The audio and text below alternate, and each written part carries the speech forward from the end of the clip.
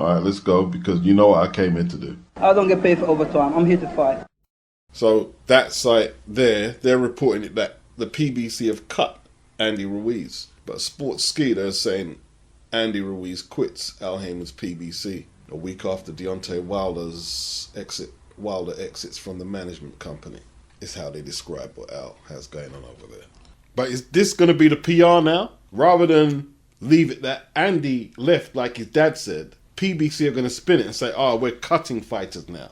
This is going to be the damage control on what looks like an outfit that is crumbling right before us, right now. So they went from having the number 1 and 2 contenders for that WBC strap fighting and eliminator to what? Charles Martin going over to ESPN to fight Jared Anderson, because Jared Anderson is the ranked contender right now. He's the one with the upside. Jared Anderson's not going over to the PBC. Who they got left now? Frank Sanchez and Luis Ortiz. Maybe they can make the all-Cuban showdown. They better do it quick before they start marching out of the building at this rate. So Andy Ruiz Sr. has revealed that he's a free agent. And Eddie Hearn is very keen now to stage Ruiz versus Wilder.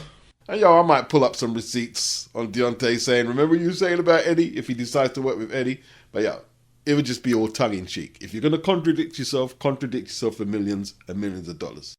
Wilder, Ruiz, potentially Abu Dhabi or wherever. What talks are you having at the minute, and what are the genuine possibilities? And do you genuinely believe from talks that you've had at the minute and how they're ongoing that we could see yourself and Wilder working together? Yeah, I mean, we're in talks to try and make that fight. And we'd love to make it. Feel like we've got a great opportunity for both guys, both two tremendous heavyweights. I think it's a brilliant fight, but we'll have to see. Is that realistic, landing on a Matchroom show? From conversations you've had, obviously 2 PBC fighters. I wouldn't be wasting my time if I didn't think it was possible. I've got to ask the questions, though, right? As long as they're not, clearly we're in negotiations to try and make that fight. Do you think it's possible? I mean, obviously. Wouldn't be fucking doing it otherwise, would I? No, I don't think it's possible. We're just all wasting our time trying to make a fight. One interview too many probably for Eddie Hearn in recent days. Andy Ruiz pulls out a Philly Hrgović purse bid that was supposed to fight for the IBF interim title. He wouldn't pull out of this fight because a fight with Hrgović on DAZN is more lucrative than a rematch with Ortiz or Frank Sanchez or anything like that, or Charles Martin. No. He's pulled out because the Wilder fight is still a possibility. And even if the Wilder fight is not on the cards right now, Andy might be looking for a deal. He might be talking to Eddie, or he might go back with Bob. Who knows? They're actually saying here the next 2 men in line in the IBF rankings are Deontay Wilder and Anthony Joshua. They're saying here Bacoli could be up next for Hrgović. He's number 6. The other contender who could step in is Frank Sanchez, the Cuban Flash. I'm laughing when I say that because he's like the booby prize right now. Not the boogeyman, you know what I mean? Because that word is misappropriated these days in boxing, but he is a bit of a booby prize. But as Boxing Social is saying, ultimately the decision lies with the IBF, the final decision on what happens with that interim title. Maybe they should just scrap it. They're talking about Andy Ruiz. January 2022, inactivity hampers Andy Ruiz Jr. Now, he fought AJ in the rematch December 2019, wasn't back in the ring until May 2021 to fight Chris Arreola, and he fought Luis Ortiz around August of last year. So in between the Arreola and Ortiz fight, he dropped down the rankings of the WBC to 5th place. I can't remember if he's been injured, if that's contributed to the inactivity, but we know a reoccurring theme with the PBC fighters is the inactivity. They're not getting the fight dates. And then on top of that, there were rumours that the finances weren't coming through to make a Wilder Ruiz fight. There were rumours. And last I heard they were looking at May, but now I'm told Spence and Thurman are going to go in May. And you can't do 2 pay-per-views, of course, in the same month.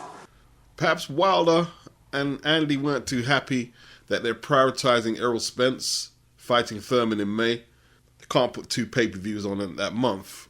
I mean, the pay-per-view buys are low as it is at the PBC. And if they can't get the funding or the dates, they're not going to wait around. And if they're free agents or, in Wilder's case, an open agent, they can go elsewhere, can't they? And cut a deal. And, you know, they can always go back if they love the PBC that much. Sonny Edwards, saw him at the show with you on Saturday. I think he'd done a little bit in the IFL interview. Is he going to get a big fight? He's saying Superfly or Fly? The thing is, like, it's almost like, come on, Eddie, get him a big fight. I mean, I'm not being funny. I don't promote Sonny Edwards. I'm not saying that I don't want to make a unification, but it's not my job to get Sonny Edwards a big fight. It's his team's job. It's always like, come on, Eddie, give him a fight, pay the money, well, do this. It's like, what about fucking they pay the money? What about they make us an offer for the unification? Is there an argument that there's a lot of expectation on Eddie to make fights, even with fighters that ain't signed to him, like Michaela Mayor was trying to talk to Eddie on Twitter about making fights? She can't even talk to Bob Arum, the misogynist, about her career. I think Todd Dubois handles all her business. She was talking about the Baumgardner rematch, and she was online saying Eddie can't afford to put the fight on. Well, so what if that was true? What about your promoter who's supposed to be looking after you? Can he afford to put it on? That's what you need to concentrate on. Sonny Edwards is a flyweight. Big presence on social media, tweets a lot, probably does Instagram, the whole lot, what's shap, or whatever. Right? Showing my age there. And he also said he'd like to sign Sonny Edwards. He'd be a good addition to Matchroom. And perhaps he would. But if you go to Thailand and you watch flyweights, normally vicious fights. Vicious fighters. And let's not even go there. Let's stay on home territory. I want to go back to Charlie Magri. He won the flyweight title and wasn't even able to make a successful defense. WBC world champion. But he was so popular amongst the London crowds back then. You know why? Because he could bang. Sonny's got 4 knockouts. Charlie Magri's got 23 in 35 fights. He could bang. He was exciting. Yeah, he'd get chinned. He'd get cut. But he'd be in wars. And he was popular. If you're a flyweight and you're technical, you better be able to bang. Because generally, people don't want to see a technical flyweight boxer who can't punch, who doesn't want to engage, who wants to tell the public the science is to hit and not get hit. And of course that's the science, but public don't care about the science. People don't want to pay to watch technical flyweights, man. There ain't no technical flyweights in Mexico. Well, there was Gilberto Roman, very talented, but he was way more exciting than Sonny, but he was technical. But generally, people don't want to pay to watch technical flyweights, man. They don't. You got to bang people over, Sonny. You know what I mean? And that's why you're not getting these fights. Because people will entertain you and engage you on social media. But this is boxing. This is boxing. There's no clamour to watch you fight Martinez or Bam Rodriguez. They're exciting fighters. People probably more want to see them two face each other than face you. The British public are not behind Sonny Edwards. If they were behind Sonny Edwards, Frank wouldn't have let him go like that while he still had a strap. And he wouldn't have ended up on Pro Bellum still stuck there where they have no network. That's the truth. Now look, he's doing well for himself. Hopefully he's getting money. He's doing what he has to do. But Duke McKenzie ended Charlie Magri's career. And Duke was in good fights. The fight with Magri was the changing of the guard. And Duke retired Magri by stopping him. He retired him for the British title and the EBU title. Duke also fought Dave McCauley. That was the first L he took on his record. Duke was a free weight world champion, right? Duke got stoppages. He's from a fighting family. Clinton, McKenzie was a light welterweight champion from here, and he had other brothers who boxed as well. Duke put his punches together, because that's what you had to do back then. You couldn't just go in there and box out. Oh, I'm technical. You couldn't do that back then. In most countries around the world, you couldn't do that. You couldn't do that. Are they going to keep booking you for shows? To fight in front of them Royal Albert Hall and Wembley Arena crowds? These are boisterous crowds who have come to see a fight. And if you're going to be technical, like I say, you better put your punches together. You know, Duke lost to Dave McCauley from Ireland. Whew. Hey, listen. Dave McCauley put on a great performance that day, right? Go watch Dave McCauley's 3 fights with Fidel Bassa. Irish love Dave McCauley. And Dave could box, but they could bang. These guys could box and bang. Flyweights. McCauley took Duke's IBF World Flyweight title. Big fight. BBC. Primetime slots. Flyweights. Terrestrial television. Yeah. Sports night. Got time on my hands. So let me give you a little education about British boxing. Right? The boxing booths where boxers would box at the local fairs around the country. They'd travel around the country and put on fights. They'd erect a ring and the public would pay and they'd watch the fights.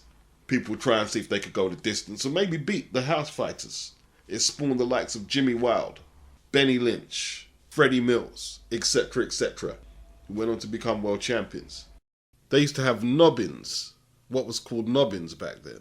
They'd have a hat or whatever could hold money, and you'd put money into the hat in appreciation for the fight. That transferred over into the pro rings on small hall shows mainly. So if you fought in the small hall shows, they're not going to book you if you're not a fighter who can produce nobbins, right? You don't see it no more. You had to put on a show. Up until the early 70s, a lot of pros used to still fight on the booths, and the Boxing Board of Control, they said, if you're going to fight in the booths, you cannot use a pro license as well. So that kind of, I wouldn't say destroy the booths. I think they may still go on. They may still go on today. Nowhere near as frequent. You know, I mentioned Jimmy Wilde from the boxing booths. Legend. 131 wins, 98 KOs, 3 losses, 1 draw. Benny Lynch. 34 KOs and 88 wins, 14 losses, 17 draws. But he was a great draw in British boxing. I know more about Benny Lynch than I do Jimmy Wilde, record-wise, career and life. Fascinating character, actually, you know. Alcoholic, had a lot of issues growing up. You could argue that alcoholism was hereditary and it was just a part of life, was drinking. Great Depression just before the war broke out. Hard times in Scotland. These are great flyweight champions. This is what the heritage is of British flyweights. You know, you hear Barry McGuigan talking about Benny Lynch, and you can see he's just fascinated. Even if you go up the weights from flyweight to feather, because that's what it was back in the days, 8 weight classes. They had Owen Moran. When you hear Mike Tyson talking about Owen Moran, Mikey, it's wonderful to talk to you because you obviously have a tremendous knowledge of boxing. Are there any old-time British fighters that you are particularly keen on, that you've seen on film? Coming here, I was hoping that I would give an intellection where most of the British boxing fans don't have an understanding of guys like Owen Moran or the great Ted Kid Lewis. You know about Owen Moran, do you? Masterful, classy boxer. It's a shame that he never became champion. I love watching him fight. He was so ahead of his time. It's hard to believe. He went to America around about 1906, 1907, and he fought men like Abe Attell, who were great fighters. Great Abe Attell. He got 2 draws with Attell. And just to watch him box and do the movement, the lateral movement, I watched him knock out Battler Nelson.